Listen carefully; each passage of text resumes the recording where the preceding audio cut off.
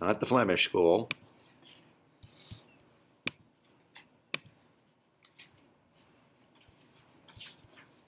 Okay. So from new federalism, we're going to go to the devolution revolution. What's different? Let me start with this. What's the same? What are we doing once again for the third time? Trying to return power to the states. What's different this time? Who's driving it? Hence my cake. Who's driving it, Pep? Congress. Hence, again, I've got kind of a cake fail. And I do that just kind of jokingly. What I want you to see is the president, we tend to put a heightened focus on and have heightened expectations of their abilities to get things done. We tend to have a lower evaluation of Congress. We love our congressmen. We hate Congress. So, incumbents get reelected what percent of the time? 90 to 95% of the time, right? And an incumbent is the person already holding office. So, we tend to send our members back time after time after time again. And yet, as a whole, we hold Congress kind of to a fairly low approval rating. They're in the teens. Sometimes they creep down even lower. So that's why I kind of, that's the cake they make. Bless you. What we're going to see as Clinton comes into office, as we think of the devolution revolution, is we're going to associate it with Clinton. Clinton is a Democrat, and he, in some respects, seems to come in, on the guise of what you would expect with Democrats, to look for, expanded federal programs, to fund those through taxing. And there's not a lot initially that would tell you otherwise. What's going to happen, we'll see, is, again, Congress will be driving this. There'll be this Republican sweep that comes in. And what I'm going to try to highlight is, which Clinton is it? Is Clinton kind of part of this de-evolution revolution? Is he in support of it? Or is he, basically having to go with the flow? This is the hand that he's been dealt. So you'll kind of think of that contrast as we go along. When he comes in, he's about debt reduction. That's one of the key campaign issues. We had taken the debt from $1 trillion to $3 trillion, quadrupled it in 8 years, from what took us 190 years to build. Like the debt, bless you, came up to $1 trillion over a period of 190 years, and then in 8 years we double it. So that's a huge campaign issue that he's going to run on. Healthcare is a huge issue. There are 40 million at this point that are without insurance. You get insurance through your employer typically. And in some cases, if you're working for a small business, or if you're working part-time, or there's other kinds of conditions of employment, I suppose, you may not get health care. And therefore, there's 40 million unemployed, and that's one of his election issues. He's got some plans in terms of education, and crime is an issue that he campaigns on as well. When he comes in, one of his strategies to take care of the debt is to, once again, we look at interest rates, and that's monetary policy, but it can have a fiscal benefit. If I lower interest rates, I'm going to encourage borrowing. If I encourage borrowing, I'm going to stimulate the economy. With the stimulated economy, I'm going to take in more tax revenues, and maybe I can begin to attack this deficit. But that, given the size of it, is not going to be enough. So what you see, like I said, may look like a typical Democrat in that I don't want to do massive program cuts. I'm going to raise taxes. I'm going to raise it on the wealthy, but he expands his down to the middle class as well. And again, you'll see some dividends from this. Clinton will have a lot of success in terms of the economy. And again, what you have to sort out is how much of it was him, and how much of it was Congress, and how much of it may have been factors that were set up before him. One of the best analogies I've heard is the economy is like a tanker, a big super tanker, in the ocean, and it does not turn on a dime. So when you want to turn a super tanker, you have to think of it like last Tuesday, and start kind of pulling the levers and pushing the buttons, and then eventually you can kind of figure out if what you did worked. So kind of figuring out who is responsible for what is a little tricky. It sometimes is a combination of things, and it takes years and years to play out. At any rate, as he comes in, like I said, there are 40 million without health insurance, and one of his big when you come in, you have a honeymoon period. You have this initial window, and I think I've joked about this before. It is called the honeymoon period because, when couples first marry, there's a heightened romanticism, right? You just love everything about each other. And by year 4 or 5, they're so mad at you for leaving your socks where you do, and why can't you put the cap back on the milk? And you start to kind of, hit the reality of living together and what that constant companionship might mean, right? When the president comes in, especially if there is an electoral mandate, in other words, they've come in with big numbers. What the president can say is the people are behind me, and you better, Congress, get behind me, or you're going to face the wrath of the voters. So there is this initial, wave of good sentiment, and there is the ability to use a mandate, an electoral mandate, and you have this window, and you can get about 3 to 4 priorities done if you do it the right way. If you have, the right kind of people, sometimes relying on institutions is a little tricky, so you might need the right people, and you need the right strategy. Clinton is going to spend a ton of his political capital on universal health care, and it will be somewhat of a debacle. Now, just to kind of draw a little bit of a parallel, if you are following the current elections, and I assume you are, based on the class that you've signed up for, the polls are beginning to kind of all consistently say some of the same things. There's some outliers here and there. You've got to, one of the best analogies I heard about this was you've got to be able to distinguish the signal from the noise. And the signal appears to be that Hillary Clinton is well on her way, barring something unprecedented in the next 2 weeks. She is well on her way not only to a victory, but a pretty sizable one. Perhaps a landslide one where certain swing states that typically do not go Democratic might go, or not even swing states, but certain states that typically do not go Democratic might go Democratic.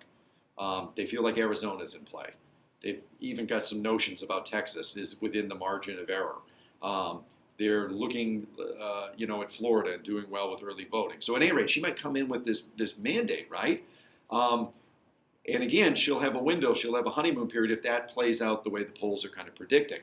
What's interesting, and I just kind of put this on your radar, is there have been so many scandals surrounding her that she may not be able to get any of her priorities done if congressional Republicans they've been rumbling about this, and basically what they're going to, I think, congest her first several years with is a series of hearings and investigations into WikiLeaks, into the Clinton Foundation, into whatever scandal they can kind of dig up. And it's weird how history repeats itself, because you're going to see the same thing kind of happening with her husband. He had this window and he spent his political capital on universal health care, and then he got bogged down in some scandals and investigations. History repeats itself. At any rate, this plan to help out the uninsured is looking at providing universal health care. Is health care, access to health care that you can afford a universal right? Or, is the quality of medical care that you get based on the level of income that you have and your ability to pay? Which should it be? They're pushing the idea that there should be universal health care for all, and that employers, should bear the bulk of the cost. They're going to obviously face a ton of opposition. Again, you've got to have the right strategy, and you've got to line up, your interest groups. Again, interest groups play a powerful role, and if you hopefully, if you believe in the pluralist theory, you got to at least kind of line up the ones that are going to cancel each other out. All of these kind of line up against them. Industry lines up against them. Insurance industries line up against them. Doctors line up against them. The pharmaceutical industry lines up against them. Republicans line up against them. Some of their Democrats go up against them too, because they feel like you're not going. It's funny. There's a same thing happened with Obamacare, where a segment of Democrats almost scuttled it because they felt it didn't go far enough, not expansive enough. So this is what he gets kind of bogged down with in pushing for his health plan, and in the end, he's not able to get it through Congress. In the end, what he gets is the Family Medical Leave Act, which essentially gives you an ability, if there's a birth or an adoption or a sick family member, you can take time off of work and know that your job will be there when you're ready to come back. You're able to take 12 weeks off of work, unpaid. Employers not necessarily going to pay you while you do those things. So that's what he gets out of it. And in addition, what ends up happening is Hillary Clinton, in some many ways, starts to become the lightning rod that she is today. She is a really competent attorney, a really keen mind, and I don't think she's of the mold of the typical first lady. She wants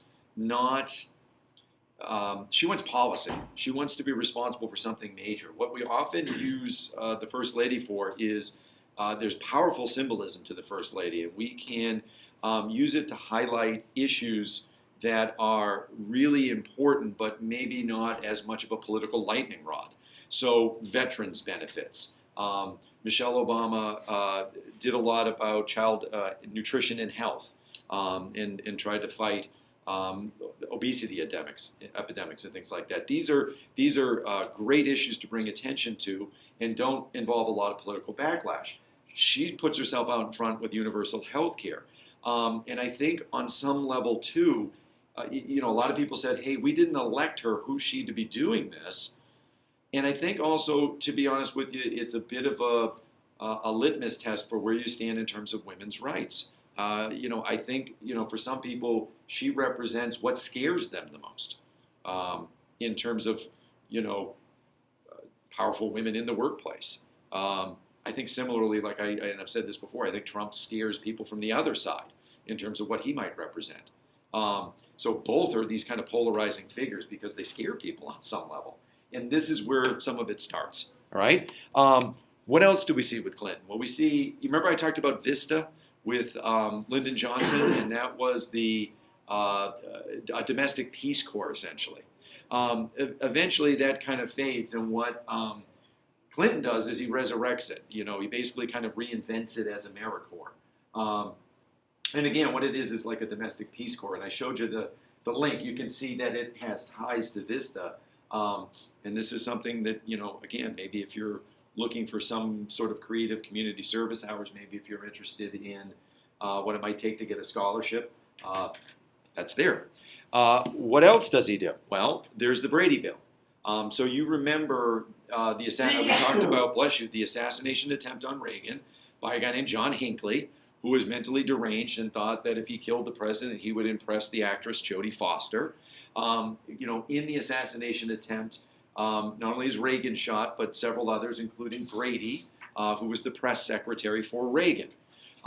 He became the figure, one of the kind of, the symbolic figures that they use to talk about why we need more gun control. And here you see Brady with Clinton. So here we are, I think it's probably 12 years, not 12 years later, but 10 years later, 8 years later. And we finally see the fruition of that. So what the Brady Bill does, and you're going to look at it a little more closely, but what it's saying is waiting period. If you want a gun, they wanted a cooling off period. They didn't want somebody to say, I want to, wake up in the morning and say, I want a gun, and then be able to get it 5 minutes later in case there was a kind of the heat of the moment reason why they wanted a gun. And it also allowed them time to do background checks. The background checks would look at, mental health and criminal history and other things like that to try to give them some assurance that you're not putting a weapon in the hands of a dangerous person. Not that there's not other avenues for them to get, but at least if you're going to legally purchase a gun, we want some safeguards put in place. Remember, this later gets struck down by Prince versus U.S. As an unfunded mandate and as something that violates the unitary executive theory. But at least at this point, we've got kind of big government. What happens is, in come the Republicans. You see a bit of a pendulum swing against the idea of, you had the Reagan Revolution, and then during Bush, there was a mini recession, and there was some, that maybe was the momentum and catalyst for a Democrat coming into office, but you've still got this kind of powerful conservative movement that's happening, and it pushes Republicans into Congress in record numbers. In fact, they take over the House, and they hadn't had control of the House since the 1950s. They are led by a fairly kind of charismatic and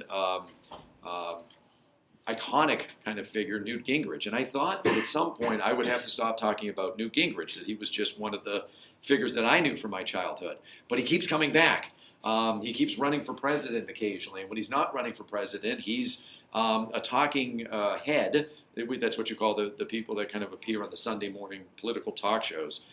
He's a talking head on like the Face the Nation and all those Sunday morning talk shows. Most recently, he is one of the spokespersons or advisors. He's helping Trump try to polish some of what Trump is saying. So, he keeps coming back. What we see again is the Republicans sweep into the House, not the Senate, but the House.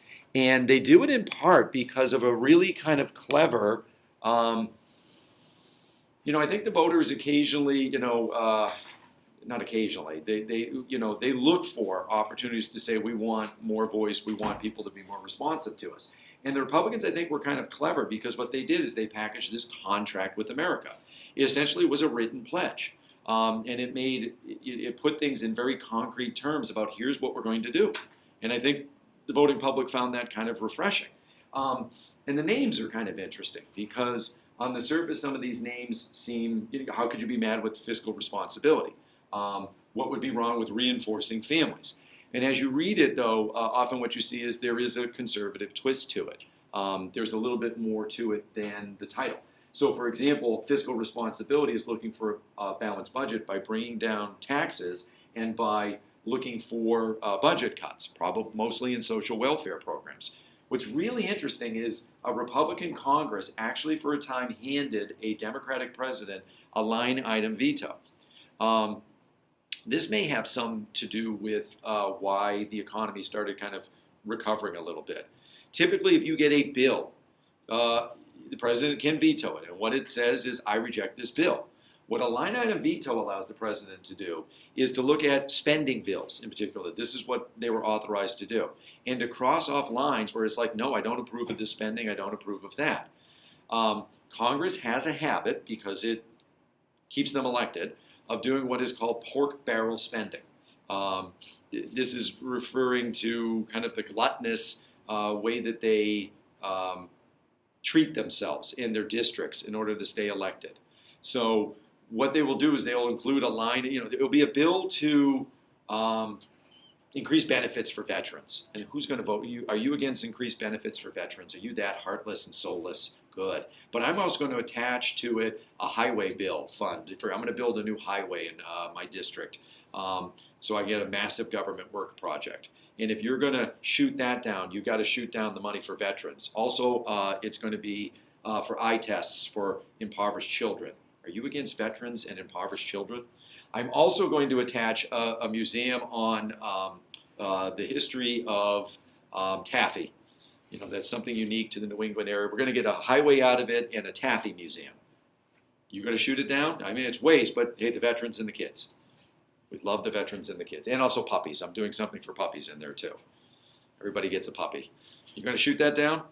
That's what they would build into their bills. And what it would allow Clinton to do is go, no to the taffy museum, no to the highway bill. Okay? Later on, they're going to rule that as unconstitutional. The idea is there's nowhere in the Constitution that specifies you use the veto power selectively in that sense. But it was a pretty powerful tool. Anti-crime package. That's okay, I'm against crime. What it actually is minimum mandatory sentencing guidelines. We eventually come up with like a 3 strikes rule. Certain crimes, the judge has no discretion. Is this your 3rd strike? You get the maximum. Is this a particular crime involving, let's say, crack cocaine? You get this amount of years. I have no discretion from the bench. The legislature loves to yell at the courts about legislating from the bench. Who are you to kind of pass laws regarding same-sex and marriages and abortion rights? And that's our job. We legislate. You can't legislate from the bench. The bench can point out just as easily that you are trying to judge from the legislative branch. You've come up with 3 strikes rules. You've come up with mandatory minimum sentencing guidelines. Both encroach on each other's territory. And that's kind of wrapped up in this. Personal Responsibility Act is actually kind of code for let's make sure that welfare benefits are limited, that we kind of universally restrict them to 2 years. Family Reinforcement Act is really more about kind of trying to create incentives to adopt, alternatives to abortion, more money for child support. American Dream Act is looking at taking away penalties that might be in the tax code, or not penalties, but using the tax codes to incentivize people to have children and to stay married. National Security is looking at more funding. I picked this picture too because they use this contract as something physical, as something they could, there are press conferences, that's John Boehner. There's some figures that, will become well known, at some point. This is them in their kind of freshman year, and they're holding press conferences and holding up that contract and getting a lot of play from it. Senior Fairness Act, that sounds good, but it's actually looking at reforming Social Security benefits. Job creation and wage enhancement is actually a capital gains cut. When you make money and you get like a windfall profit from, say, an investment or the sale of a business or something like that, you have to pay what's called a capital gains tax. And people that are about to make a big kind of windfall obviously would be frustrated with that because I made all this money and here goes a huge chunk of it to the federal government. The idea is if we kind of let you keep more of that money, you'll become that job creator. And we get back to the idea of trickle-down economics, right? Common sense legal reform, this is something we've been talking about a lot. We're a really litigious society, right? I think I mentioned before, if you go to Home Depot and you can find one of those, orange spackle buckets, those 5-gallon buckets, there's a picture of a baby upside down in about 5 inches of water and then a no. Don't let your baby, play in this as if it was a swimming pool, especially upside down. Why do we do that? I mean, would any parent, ever think that that's a great idea? Well, we do that because we're afraid at some point somebody will think that's a great idea and then they'll sue the company because you didn't tell me I couldn't use this as a swimming pool. We're an incredibly litigious society, and that's one of the things that drives up costs within the legal system. So in order to kind of dissuade people from suing, there's this idea of the loser pays. If you brought up a frivolous lawsuit and it gets struck down in court, you're going to have to pay for all the legal fees. It sounds good in theory, but what you've also got to counter it against is, does this reduce access to the legal system, especially for low-income people? Is the fear of losing a case, even if it was legitimate, enough to dissuade them? All right? Citizen Legislature Act is looking at term limits. When they come in, they pass a ton of these things right within the initial days. Senate shoots a lot of them down. Clinton vetoes quite a few of them. But they get a lot of these passed. This is one that they never kind of, own up to. They promise term limits and then they just, like a lot of these faces still there. Okay? Because why would you step away? So the Republicans lose a little bit of credibility. And honestly, not maybe their fault. Again, the Senate obstructs them, and then the president vetoes quite a bit. But where they really get damaged is in the budget battle that happens in '95. Again, Clinton submits the budget, and it's up to, because it's a top-down kind of process, and then it's up to Congress to approve it. And what they've done is essentially, he submits it, and they gave him back something that was not initially what he submitted, and that's their prerogative, but he vetoes it. And then it's on them, essentially, because I vetoed this, to, if I vetoed this, what is your plan then? I've said this, you've said that, I've said veto, where's the third version? And what they do is they decide to play a game of chicken. Gingrich essentially says, we're not giving you the third version. We're going to, either you sign the bill, as is, or we'll let money run out for the government. We're willing to go into a governmental shutdown. Again, it kind of played out again more recently. I talked about that sequestration where we were like across the board cuts, and if government has to shut down over the budget, so be it. And it did. We had kind of the shutdown. What's interesting is when this shutdown happens, there's two parties you could blame, right? You could blame Congress or you can blame Clinton. And pretty universally, people swung and blamed Congress. Clinton looked like, the more righteous or level-headed kind of individual here. And so you begin to have all kinds of damage to poor Newt Gingrich's reputation. It happened around December, hence this. What you see from this point out is a bit of a pivot. Now that Clinton has been kind of bruised in his battle over health care, Gingrich has been bruised in budget battle, and you actually see them working collectively together now. And so again, the question is Clinton not your typical Democrat? Is the era of big government over? It's one of the quotes. Or is he simply getting ahead of the curve here? If I don't help shape welfare reform, Gingrich and the Republican Congress will. But what you see is a reform of, we've had AFDC, and then Nixon tried to, change it with the Family Assistance Plan.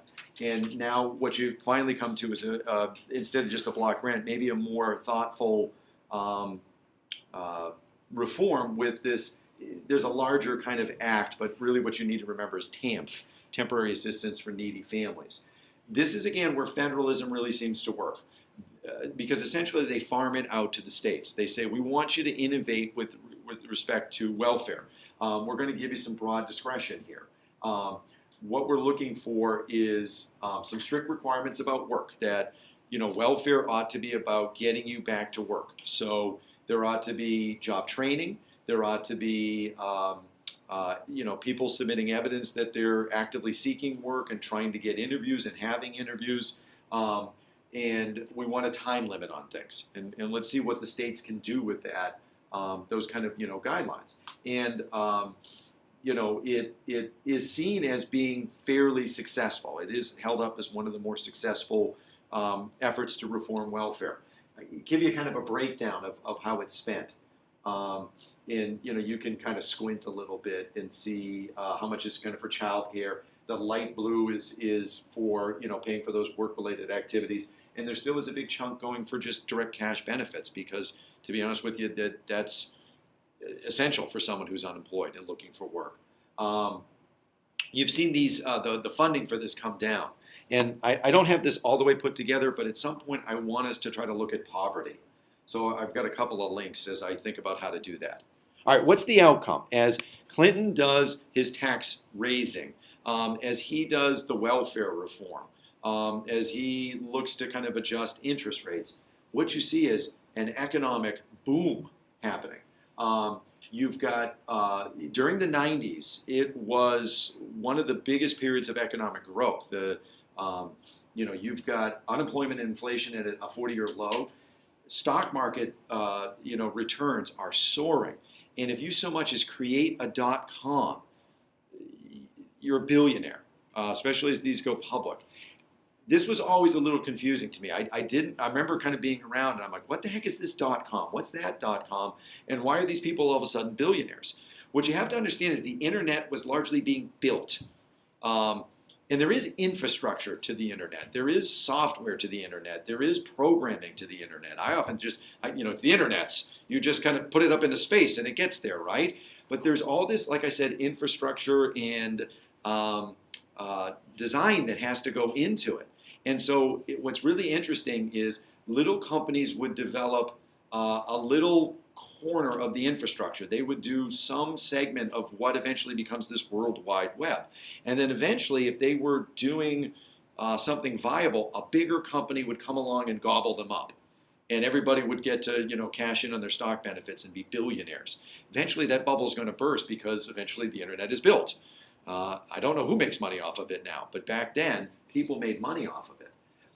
You see dropping crime rates. You see welfare reform seem to be successful. We get a balanced budget for the first time in 24 years. And then eventually we not only go from balanced budget and no deficit, we actually begin to create a surplus. The debt is still something else. But it's for the first time we have actually extra money in governmental coffers. They have savings. It's crazy. So, Clinton's going to go down. It's just, there's nothing. It's all blue skies. It's all, oh yeah, wait. Forgot about that, right? and it comes up once again. This is a campaign issue. So what begins to kind of dog Clinton is scandal, and there's a whole series of them. Again, it goes all the way back to when he was governor of Arkansas, and there is an investigation into whether or not he used his position as governor to get kind of favorable real estate deals. What gate is that called? Whitewater, thank you. That's Whitewater, it's not a gate. Yeah, they do, they put a gate at the end, Whitewater Gate. Whitewater Gate leads to Travel Gate. Travel Gate leads to Nanny Gate. Nanny Gate leads to the next gate. Everything's a gate after Watergate. There is an independent prosecutor named Ken Starr, and he is essentially given complete latitude to look into things, starting with Whitewater. And again, you know, this pattern may dog Hillary Clinton as well. The question is it motivated by politics? Is it, we just want to try to pin anything and everything on a person? Or is there a history with the Clintons of cutting corners? And they need to be held accountable. Probably a little bit of both. So what we see is all those gates eventually lead to an inappropriate relationship with an intern, Monica Lewinsky, who becomes just, the poor thing gets just thrust into the kind of the limelight and becomes, the talk. I mean, there's congressional reports that read like a romance novel, or not a romance novel, but like some sort of, I don't know what scandalous, the Bachelor or whatever, that kind of, that kind of scandalous kind of stuff, sordid kind of stuff that you might see on TV today. It is bruising. And what you see is Clinton, this is, I'm baffled that this is actually in his library. But what you see is him having to kind of go on the aggressive, saying, I didn't do this. This is all politically motivated. Does that sound familiar? But I want to say one thing to the American people. I want you to listen to me. I'm going to say this again.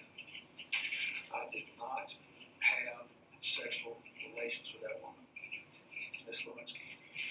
I never told anybody to lie. Not a single time. Never. These allegations are false. And I need to go back to work for the American people. Thank you. He is a master communicator. When Bill Clinton looks at you and he kind of gives you that look like this with the thumb there, I did not have sexual relations with that woman. That becomes kind of like a sound bite that gets played over and over again. But they keep pressing the investigation. And then eventually he's put under oath. All right, so now I'm under oath, and I'm being asked about the relationship. Again, this really has nothing to do with perhaps the governing. This has more to do with like you had an affair, and as we're looking into other things, I want to know what your relationship with Monica Lewinsky. And he's forced to kind of like say, did you lie under oath? And here he is kind of answering it. Whoops, shoot. Did your relationship with Ms. Lewinsky state that there was no sex of any kind, any manner, shape, or form, present? Was it utterly false? It depends upon what the meaning of the word is.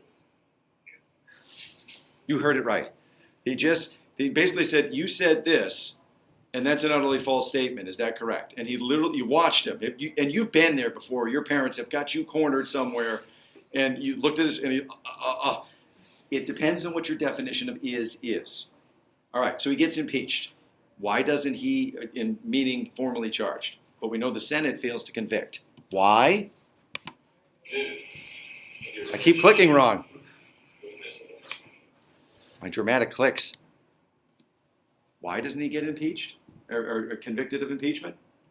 Because the economy is booming. I always joke about this. Clinton could be driving down the highway backwards with endangered animals in the trunk and a pound of cocaine at his, right sitting next to him, firing off shotguns, endangering the lives of everybody. We're like, man, he's putting money in people's pockets, right? The scandal became completely something secondary. Maybe he had the affair. Most people felt like that, didn't impact his ability to govern, that there were larger issues at stake. And what we see is, more economic growth, higher earnings for people, stock market performing at one of its best levels ever. jobs being added by the millions, right? So in the end, what happens is people pivot to Clinton. 55% of likely voters say they're opposed to impeachment. 55% disapprove of how Congress was handling the scandal, and his approval rating was at 65%. So, in the end, he seems vindicated here, and we've got this booming economy. What we go into, however, next is 9/11, the war in Afghanistan, the war that expands into Iraq because we're afraid that Saddam Hussein has weapons of mass destruction and is a place where Al-Qaeda has its kind of foothold, and then the Great Recession, right? And really what we've got, we're well ahead of schedule in some ways in that I've got just a little cleanup tomorrow. So we'll kind of wrap things up tomorrow and then maybe have some time to do some fun and games.